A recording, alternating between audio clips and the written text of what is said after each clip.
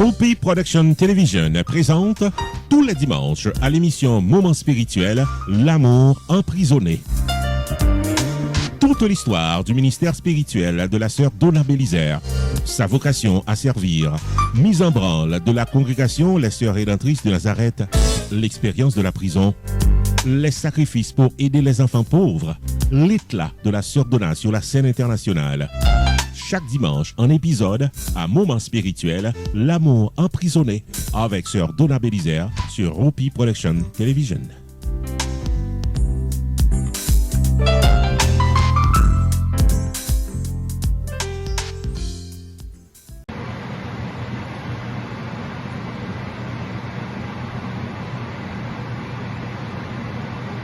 Mes chers amis, encore aujourd'hui,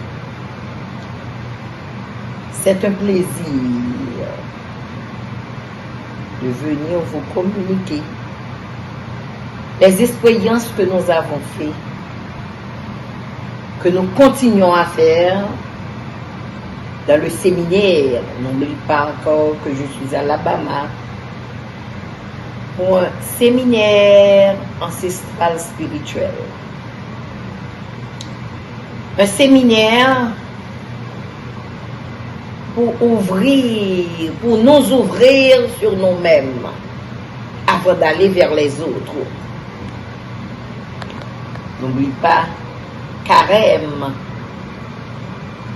c'est un moment de retraite sur soi-même. Ce séminaire ancestral est un retrait, moi personnellement, qui représente la congrégation des Sœurs Rédemptrices de Nazareth de la branche œcuménique. Je dois vous dire, j'ai beaucoup appris.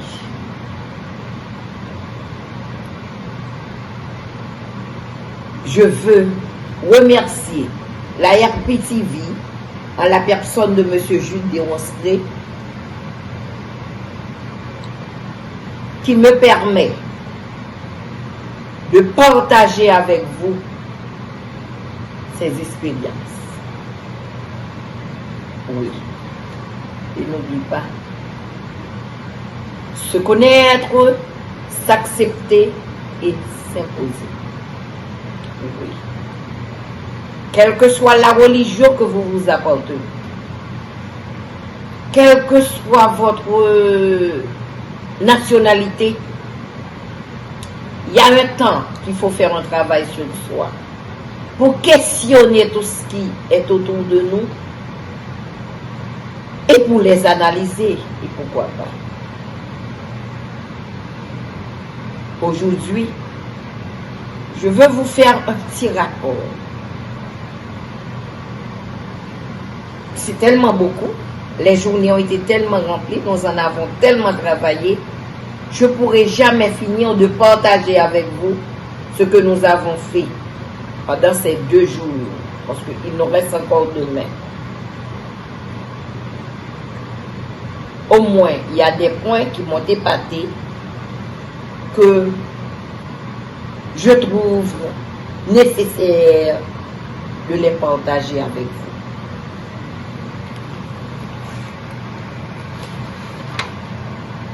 Hier soir, nous avons vu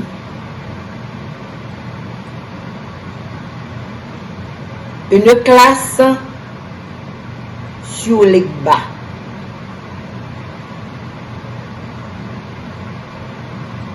Je dois aussi vous dire, aujourd'hui, c'est la fête de Saint-Joseph. Je vous dis bonne fête. Revenons à nos moutons. Dans notre classe, ce que j'ai pu retenir pour vous, premièrement, le symbole de l'Egba, c'est une paille noire. Ah bon?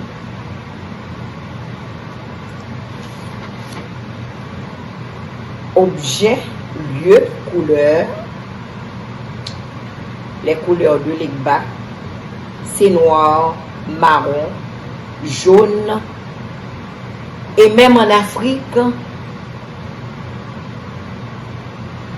on s'en sert de mon choix de couleur rouge.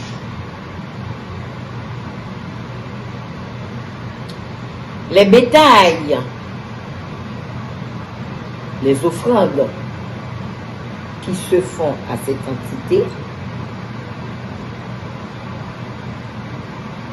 l'œuf noir, poule noire,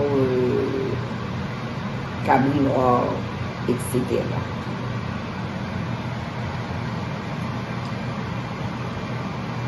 L'importance qu'il y a aussi dans les arbres. C'est pourquoi, mes amis, il est important de se connecter avec le monde qui est autour de vous. Quand vous êtes connecté avec ce monde-là, vous pouvez comprendre. Mon grand étonnement que il y a des arbres de chez nous qui habitent l'esprit Legba. Ces arbres sont à respecter. Il y a le calebasse, il y a l'arbre à pain que nous aimons manger, il y a l'oranger, il y a le cocotier, corosol. Et même quand vous voyez quelqu'un a de grosses pierres, les pierres, la grosse pierre est une représentation de cette entité.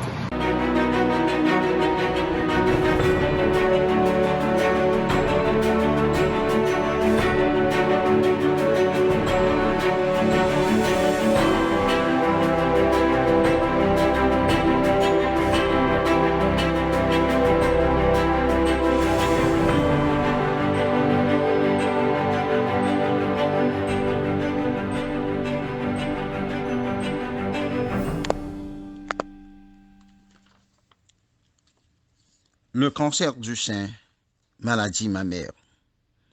Chers amis des ombres, chers internautes, mesdames, mesdemoiselles et messieurs, je vous suis gré, moi, frère Gloriba, de m'avoir accepté à me laisser entrer dans vos seins pour vous présenter la rubrique sanitaire hebdomadaire. Du même coup, je veux emprunter la voix de la communauté ancestrale des Sœurs Rédemptrices de Nazareth pour vous saluer et souhaiter bonne audition. Comme à l'accoutumée, il est bon de vous rappeler que ces conseils donnés dans cette rubrique et sur les ondes ne sont en aucun cas un remplacement du diagnostic de votre médecin ou du traitement que vous devez suivre en cas de santé vacillante. C'est plutôt des avis pour vous aider à prendre des précautions salutaires et sanitaires. La semaine précédente, nous avons bien élaboré sur les types de détection du cancer du sein et des techniques standards pour arriver au diagnostic. Point n'est besoin d'étaler sur l'auto-examination du sein, la mammographie, l'ultrason, le MRI et les types de biopsie. Aujourd'hui, nous allons nous étendre de préférence sur les pronostics et les facteurs prédictifs.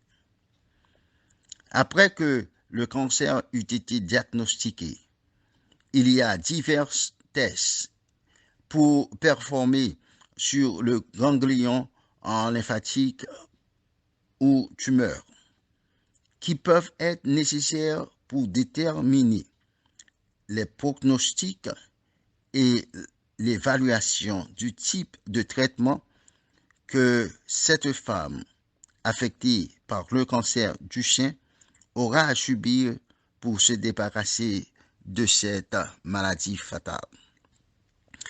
Les pronostics d'évaluation sont les suivants. Les ganglions lymphatiques, la grosseur du tumeur, la grade du tumeur, type de cancer, le cas des hormones récepteurs, le taux de prolifération dans le sang, les gènes par-dessus expression et gènes mutation. Test pour le ganglion lymphatique axillaire. Je dois vous dire que quand le cancer s'étend, il voyage vers les selles par le biais du lymphe ou système lymphatique. Car comme le système circulatoire, le système lymphatique court au travers du corps pour apporter du fluide, des cellules et autres matériels. Je dois vous dire qu'il y a deux moyens pour déterminer le statut des ganglions. La première méthode, c'est de palper les ganglions lymphatiques axillaires pendant un examen physique. Si les ganglions sont élargis, c'est possible que le cancer s'est élargi. Cette méthode se sert beaucoup, ou on se sert de cette méthode beaucoup, mais elle n'est pas précise. Méthode deuxième, c'est d'enlever les ganglions des aisselles dans une procédure appelée dissection axillaire. La biopsie du ganglion sentinelle. Cette méthode consiste à enlever le ganglion sentinelle, c'est-à-dire le ganglion qui apparaît le premier à l'intérieur du tumeur, pour être examiné afin de voir s'il contient des cellules cancéreuses. Si le premier n'est pas cancéreux, c'est-à-dire le ganglion n'est pas cancéreux, la chance est que les autres ganglions ne le sont pas non plus. Cette méthode est précise et moins traumatique. Cependant, cette procédure est encore rare. Le statut de la grosseur du tumeur et des ganglions lymphatiques. Il y a une grande relation entre la grosseur du tumeur et l'anatomie des ganglions lymphatiques. La grosseur du tumeur est en relation proportionnelle avec le développement du cancer, car le prognostic du cancer du sein est relaté à la grosseur du tumeur. La grade du tumeur. La grade du tumeur est utilisée pour déterminer comment a grandi le cancer ou bien comment le grand cancer est en train de croître dans les ganglions lymphatiques ou autres parties du corps. Les récepteurs hormonaux. Le cancer du sein, bien souvent, cherche la compagnie des hormones pour croître. Les hormones attachées aux récepteurs, ce sont eux qui promotent la prolifération des cellules cancéreuses. Les tumeurs agressives. Certaines tumeurs sont classées comme agressives, c'est-à-dire leur croissance est rapide et peuvent être répandues dans le corps avec une grande rapidité. Mesdames, Mesdemoiselles et Messieurs, comme le temps est contre nous et que nous devons arrêter ici pour continuer la semaine prochaine, nous sommes forcés de nous arrêter. Nous continuons la semaine prochaine avec les traitements que vous devez subir ou vous pouvez entamer pour vous débarrasser de cette maladie qui détruit qui détruit la femme, qui détruit les cellules. Maintenant, c'est avec regret que nous vous disons au revoir et à la semaine prochaine. D'ici là, bonne santé à tous. Au revoir.